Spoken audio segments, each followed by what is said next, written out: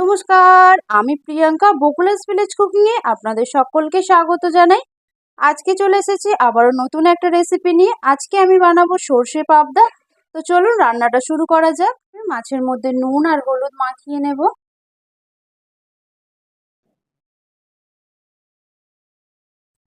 আর দিয়ে দেব অল্প একটু সর্ষের তেল।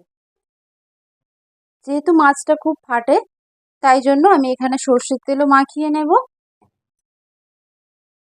মাছের গায়ে আমি খুব ভালোভাবে নুন হলুদ আর তেল মাখিয়ে নিয়েছি। 10 মিনিট আমি এভাবেই রেখে দেবো।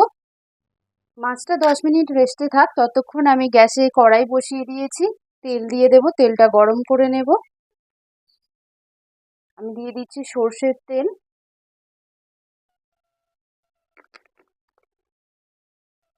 তেলটা খুব ভালোভাবে গরম করে নেব।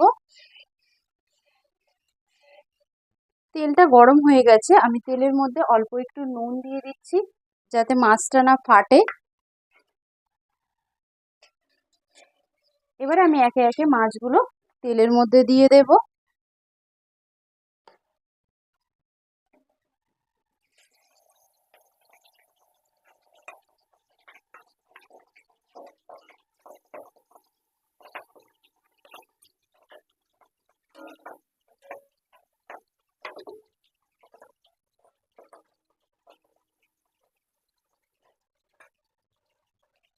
যেহেতু পাবদা মাছ খুব নরম, তাই খুব বেশি কড়া করে আমি ভাজবো না, হালকা লাল করে ভেজে নেব।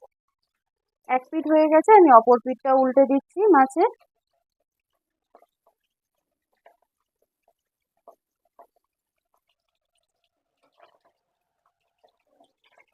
দেখুন মাছটা আমি এরকম লাল করে ভেজে নিয়েছি। এবার আমি একটা পাত্রের মধ্যে তুলে নেব। এইভাবেই আমি বাকি মাছগুলোও ভেজে নেব।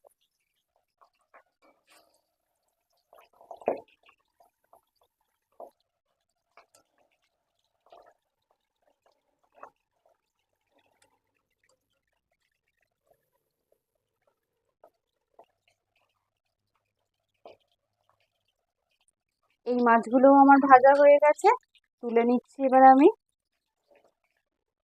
মাছ ভাজার তেলের মধ্যে আমি দিয়ে দেব অল্প কালো জিরে, আর দিয়ে দেব কয়েকটা চিড়ে রাখা কাঁচা লঙ্কা। হালকা করে একটু ভাজা ভাজা করে নেব।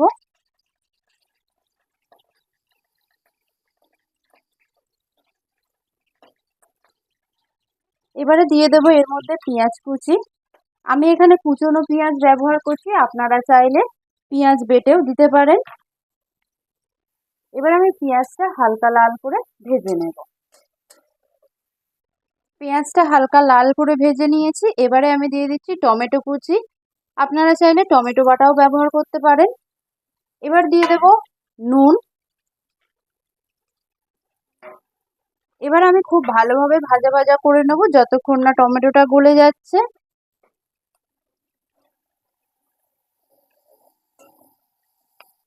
পেঁয়াজ টমেটো খুব ভালোভাবে ভেজে নিয়েছি, টমেটোটা গলে গেছে দেখুন। এবার আমি এর মধ্যে দিয়ে দেব হলুদ গুঁড়ো,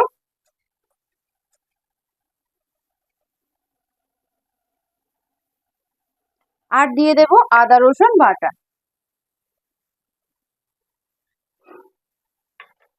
এবার আমি মশলাটাকে খুব ভালোভাবে কষিয়ে নেব।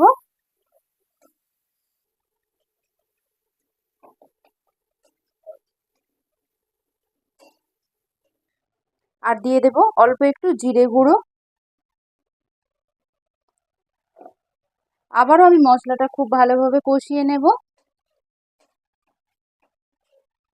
মশলাটা খুব ভালোভাবে কষিয়ে নিয়েছি, দেখুন পাশ থেকে তেল ছাড়তে শুরু করেছে।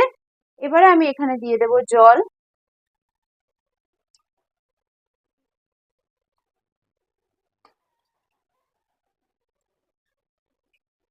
মাছগুলো ডুবে থাকবে এরকম পরিমাণেই জল দেবেন। এবারে আমি জলটা দিয়ে খুব ভালোভাবে একবার ফুটিয়ে নেব। দেখুন ঝোলটা খুব ভালোভাবে ফুটে উঠেছে। এইবার আমি একে একে মাছগুলো এর মধ্যে দিয়ে দেব।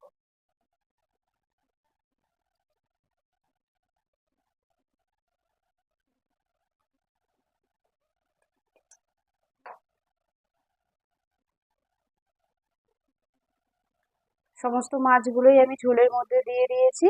এবার খুব হালকাভাবে নাড়াচাড়া করতে হবে, যেহেতু মাছগুলো খুব নরম। আরও একটু আমি ঢাকা দিয়ে ফুটিয়ে নেব।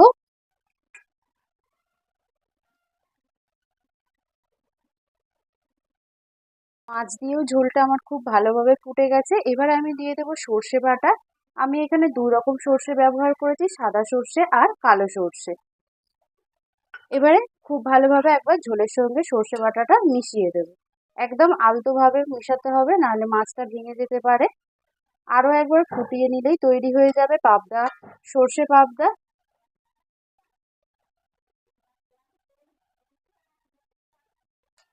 এবারে খুব ভালোভাবে ফুটিয়ে নেব একবার।